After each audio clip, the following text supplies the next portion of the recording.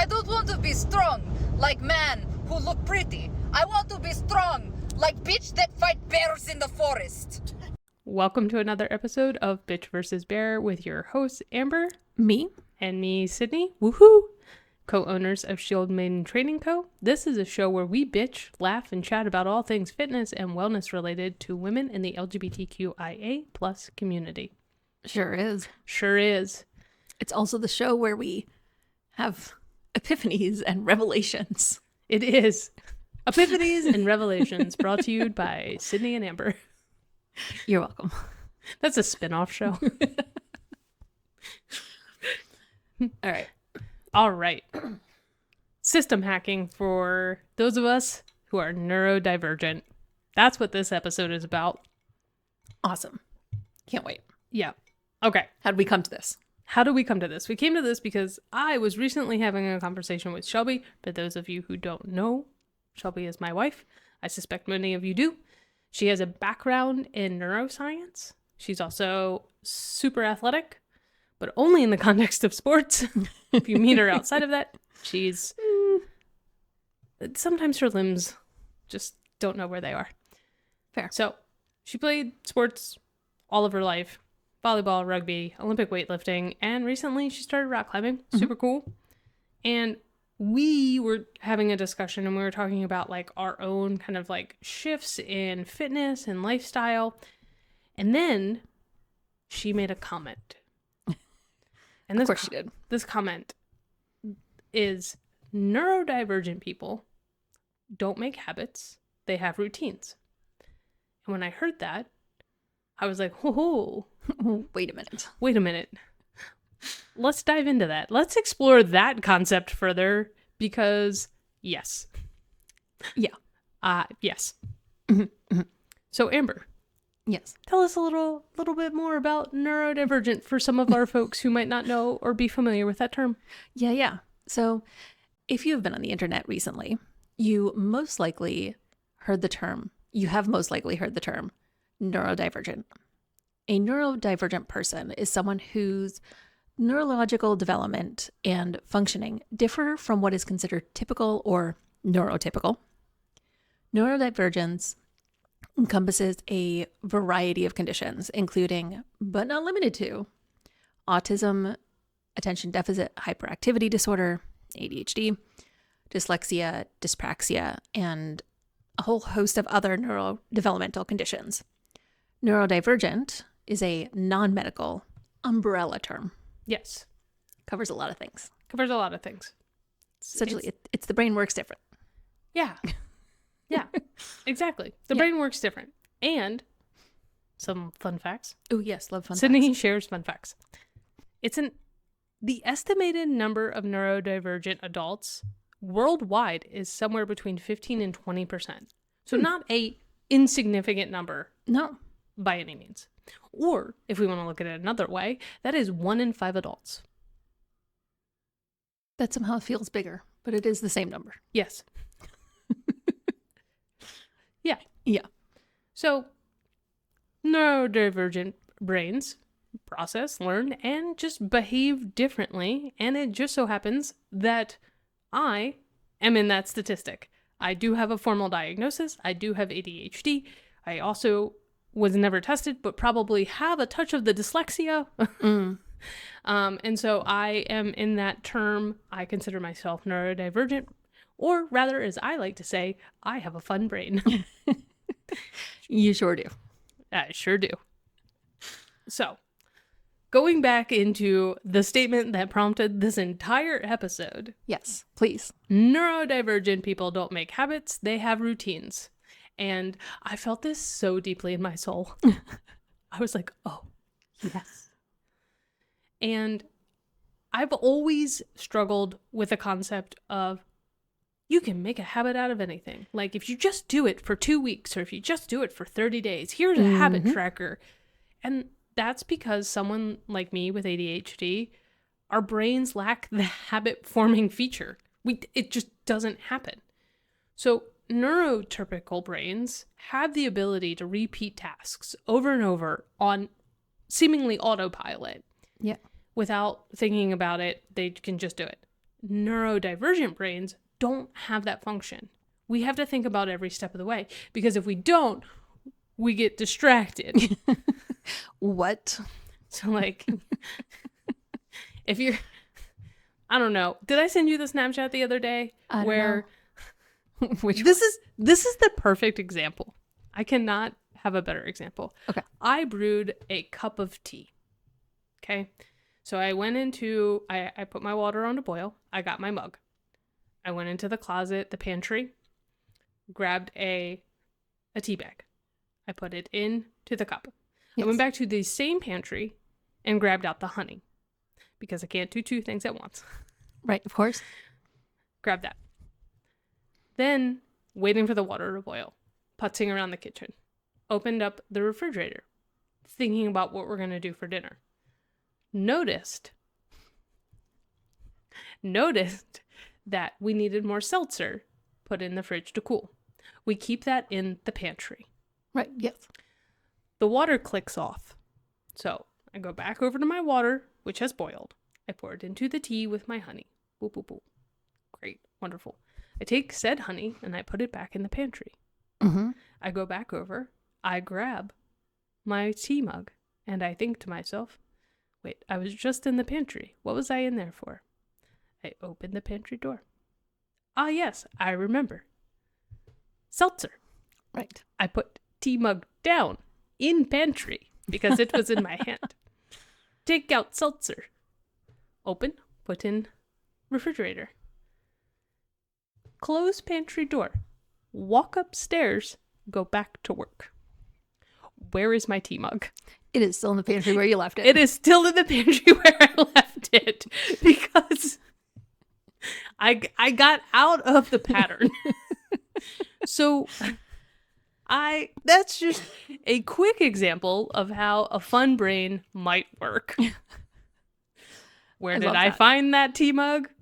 Well, eventually I did remember upstairs that I had made tea when I looked over and went, where's my tea? And then I had to retrace my steps. It was eventually found. It was a little cooler than I had anticipated, but we did find it. I love that. You did not send me that Snapchat. You sent one about putting bread on a plate and then putting the plate away. Another example of how fun brains could possibly work. Which was wildly amusing. Yeah. So yeah, we don't have a lot of like repeat tasks. We just don't. Yeah. We can't do those on autopilot. So Fair. yeah. Okay. So habits and routines are related concepts, but they have distinct characteristics, which I think is what makes it so difficult. Yes. Habits are behavior patterns that are regularly repeated and tend to occur subconsciously, while routines are a sequence of actions that are regularly followed, typically in a specific order. Yes. Habits are often automatic responses to specific cues or triggers. They can be both positive or negative, whereas routines are more intentional and structured than habits. Love structure. They involve a series of planned activities or tasks that contribute to a larger goal or provide structure to a person's day. For example, you may be in the habit of brushing your teeth before bed, but for someone who is neurodivergent, that may be part of a larger bedtime routine. Yes. Yes. This is incredibly important in the context of fitness. Many programs are designed with the intention of creating a habit out of fitness. Those programs are built around establishing a routine that incorporates regular physical activity. There is a cultural belief around habits that once incorporated into a routine and practiced and repeated enough that habits form and become mindless. But as we just learned, neurodivergent people rely on many routines, and a disruption in their routine can have significant impact. For example, they built a routine of leaving work at 5 p.m., going to the gym at 5:30, on their way home, obviously. Finish at the gym, get home, dinner at 7, and going to bed by 10. But all of a sudden, they're working from home and there was no longer in office 5 times a week. Even if this individual had been going to the gym consistently for a few years, they may struggle to maintain that consistency because of the disruption to their routine. We saw that in real time during the pandemic. Yeah, I mean, gym memberships dropped because like all of those things were happening in real time. And Yeah. as we found out from at the beginning of this episode, not an insignificant number of adults are classified or would see themselves as neurodivergent. Mm-hmm. I don't know how many people at the time, I think that this is really coming up in kind of like topics of conversation now of like, oh, having ADHD or having dyslexia, having these things, it does so much more to our daily routines and our like daily living than what a lot of people thought it might. They're like, oh, that was just like what affected you in, when you were in school. Right. It's like, no. This carries through my entire life. Right. Yeah. So what I like about this is we can hack the system a little bit as neurodivergent people. And if you have someone in your life, which likely you do, if you are it's 1 in 5. a neurotypical person, you can help them by understanding how their brain works. And so arming ourselves with this information really can help us find the kinks in the armor, identify them, and then be able to adjust so that like when it comes to things like fitness and wellness, we know how to like build routines and that like any disruptions can be modified and we can like start to work around them because it really can derail those of us who are classified and classify ourselves as neurodivergent when those disruptions happen. Like I've talked to friends who are like, oh, I used to do this consistently. I did it for 2 years. The disruption happened to the routine and they didn't work out for another year. Yeah. And it's like, oh, these things, we can hack the system a little bit. Love that. Tips for hacking the system. Awesome. One, the biggest one, the most important one is establish a schedule. Yes. Love a schedule. So planning workouts in advance and treating our exercise time as non-negotiable, just like any other commitment. If we need to put it on our calendar, making sure that it is something like if you're just like Monday, Wednesday, Friday, go to the gym same time every day and start to do that. Make sure it's in your schedule. Yes. You can't wing it as a neurodivergent. Yeah. We like, oh, we have a couple hours free. I'll just go to the gym. No, we won't. We'll find something else because it's outside of the context of the routine. Right. So establish your schedule, build it into your routine. Okay. That's most important. Okay. Next, choose enjoyable activities. I feel like we talk about this all the time. Engage in exercise and activities that you genuinely enjoy. When you find joy in your workouts, you're more likely to look forward to them and stay consistent. Yep. Yeah. And that's big because neurodivergent brains, we're always looking for the hit of like fun hormones. And so things we enjoy, we're more likely to do and build into a routine. Yeah. I don't know if you've ever tried to get a neurodivergent to do something they don't want to do. You could like, Shelby, I'm throwing you under the bus. I'm shocked it wasn't me. Like, yeah, it's just one of those things like the barrier goes up and it's like, I don't want to do that. That doesn't sound like fun. My brain does not want to participate. And you cannot make them. No. Here's one that I really like, and it really works for me, is finding an accountability partner. Yes. So partnering with someone who shares similar fitness goals can provide lots of motivation and, of course, that accountability aspect. So looking at friends, family, coworkers, having someone to share that journey with makes it easier to build into a routine. And as we know, that's the key, making sure that it's in the routine. Yes. And hopefully all of the stars align. And that person has the same free time you do. Yeah, that is the problem. Going back to last week's episode, on hustle culture. Yeah, well, that is true. And one of the things that I noticed personally is when my accountability partners, their routines change, I fall off because they were a part of my routine. Yep. So if their schedule changes and they're like, oh, I now work until 5:30 instead of 4 because I go in later, then all of a sudden I'm like, oh, that's a disruption to my routine. Now I can't go to the gym. My brain doesn't understand. Literally, that's what happens. It makes sense. I also love having an accountability partner because I won't do it otherwise. Yeah. I mean, we're pretty consistent with our Sunday morning climb. Mm-hmm. It also happens that everyone in our group is neurodivergent. We suspect I am. I have not been formally diagnosed with anything because healthcare is expensive. But yeah. But yes. Well, we'll finish this list and then we'll tell a story if that happened prior to the episode. Okay, so another key tip is to set reminders. I love reminders. Use your calendar or phone reminders to prompt you to exercise. Consistent reminders help reinforce the routine. Yep. Love it. Love it. Mm-hmm. It's why early on you would see like a bunch of people who have ADHD with like sticky notes all over like their mirrors before like, you know, our phones were capable of doing that. Yeah. It's like, oh yeah, right. Feed dog. Like, you know, Yep. brush teeth because Set up the routine. Yeah, they had to set up the routine. Mm-hmm. Makes sense.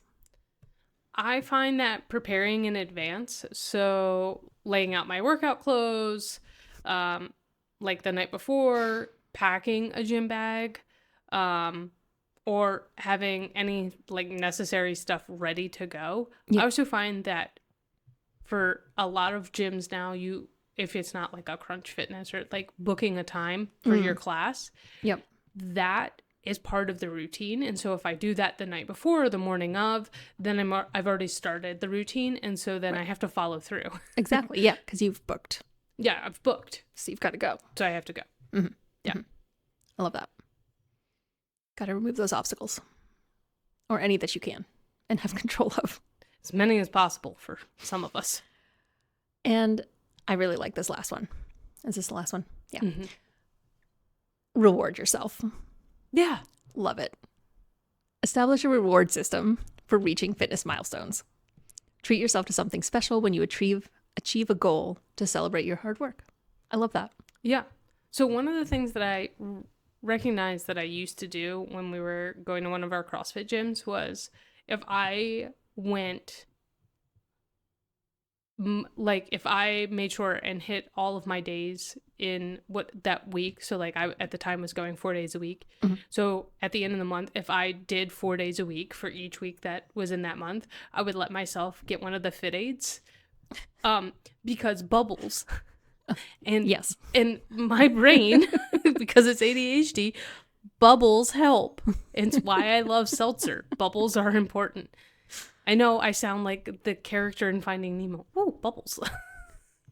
I mean, But it's sometimes you have to trick your brain when your my brain needs fuzzy things. And fizzy things? No, fuzzy. My Okay. brain interprets that as fuzzy. Okay. The way it feels in my mouth is fuzzy. Okay. See, told you, fun brain. So, yeah. Okay, tell the story, Amber. Okay. So I think I left in the section on our parenting episode, parenting and diet culture, about my revelation of girls and puberty and menstruation. I've had another revelation today, just before we recorded, as I was trying to process what this episode was about, and Sid was trying to tell me what this episode was about. So like I said, I've never been formally diagnosed, but I feel like we're pretty sure there's some ADHD going on in there. I don't know that my brain is as fun as Sydney's brain, but it definitely goes a little haywire. Yeah. So I realized that I have not been failing my entire life at building habits, because that's how I always felt. Because I have not been able to consistently build habits. Yeah. Like ever. no matter how many times I try, it doesn't matter the time frame that I've tried it for. I've used the habit trackers, I've used the apps, I've done all the things that you're supposed to do to build the habits. Yeah. And they don't stick. No. I'm like, okay, well, I failed. Like, I can't keep doing this thing. And I don't understand why. And now I know why. Now you know why. And I bet you... Because I didn't do it correctly. You didn't hack the system. I didn't know. To be fair, you didn't know the system needed hacking. Yes. Like, And I think that goes back to a larger issue, is that many people, because the neurotypical is who are setting these things, and it's easy for them, right? Like their brain works that way. And so a majority of the population is neurotypical. Yeah. And so they don't think about it, right? Like they don't understand that habits aren't a thing for some of us. Yeah. And when we see these things, we're like, why don't they work for us? Maybe I just suck. yes. And it's not that we suck, it's that our brains just work differently, and we have to find coping skills to be able to work around the fun things our brain does. Yeah. I wasn't setting it up correctly. Yes. The process for you, the process for us is just different. Yeah. And so, yeah, it doesn't matter. It doesn't matter that I went to the gym almost every day for like 5 years. Yeah.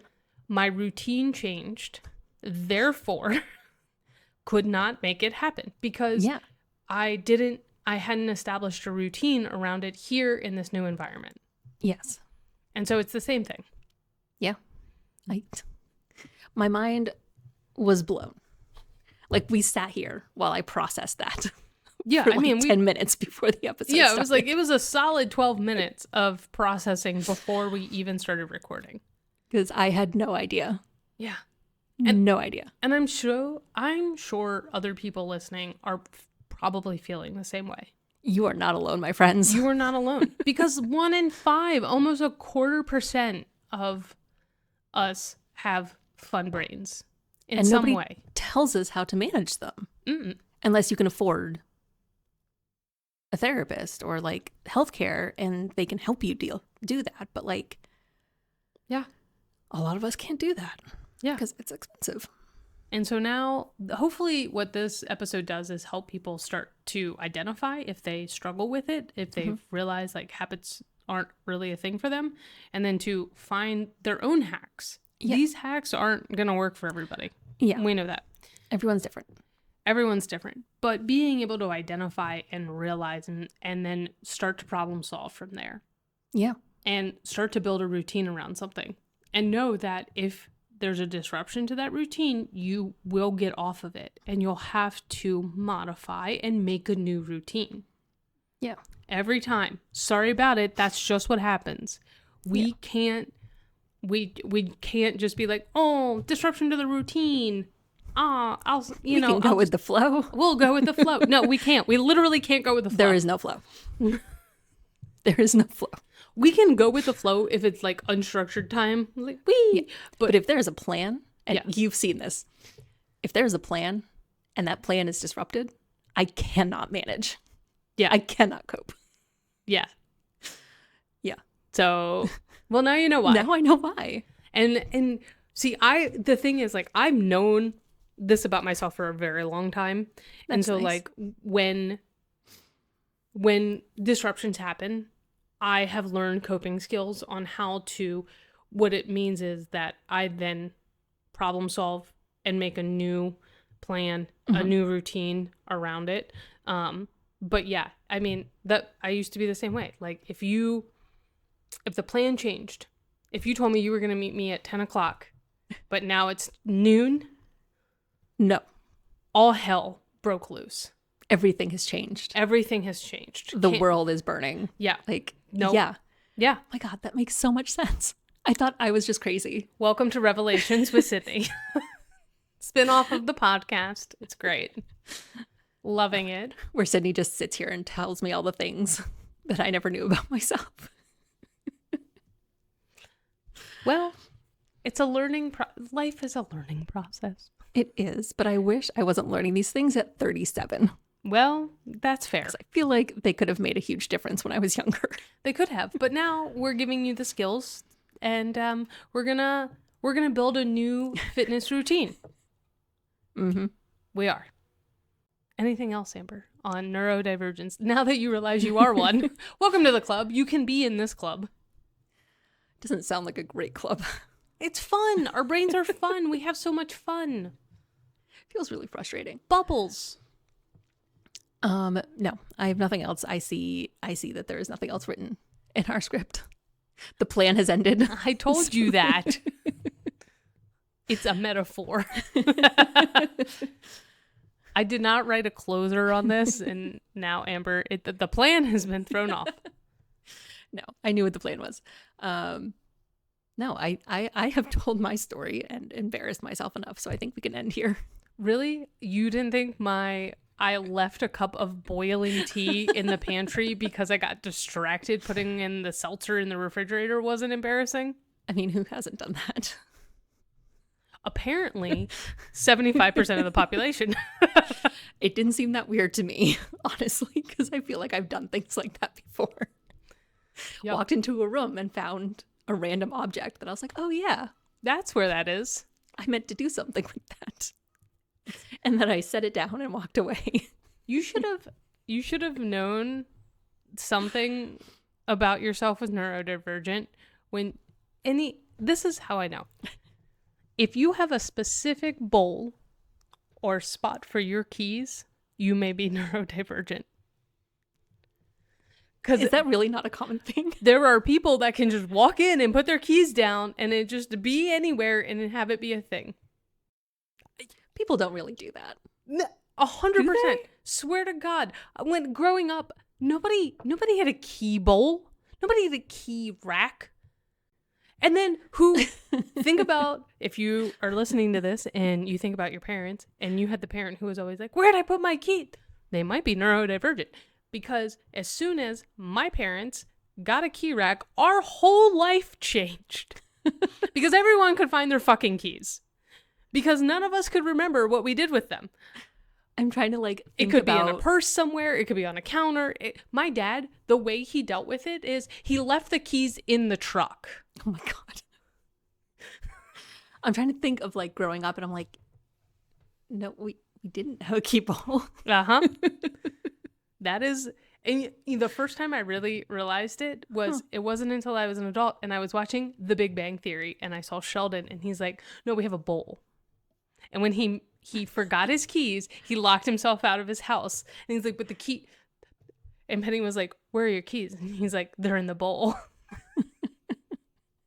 But he missed a step in his routine. His whole routine was thrown off because Leonard wasn't there.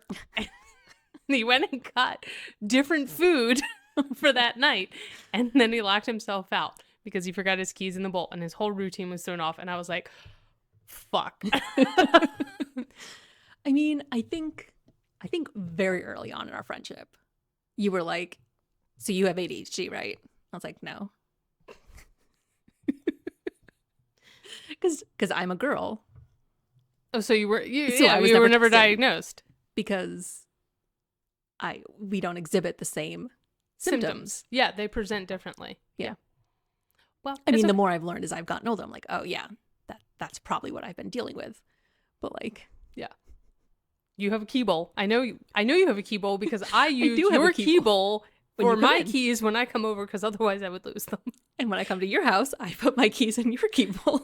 And remember when I forgot something here because it was not next to the key bowl? See? So what we're telling you is it's okay to have a fun brain. It will impact potentially your fitness, and that's okay. And try and find hacks to work around it when your routines are disrupted. There are ways to manage it, and you are not alone. And you are not alone. We all, well, a quarter of us. All of us here on this podcast. All of us here on this podcast. We understand. We know how you're feeling. All right. All right, let's wrap it up. That's a wrap. Don't forget your key bowl, folks.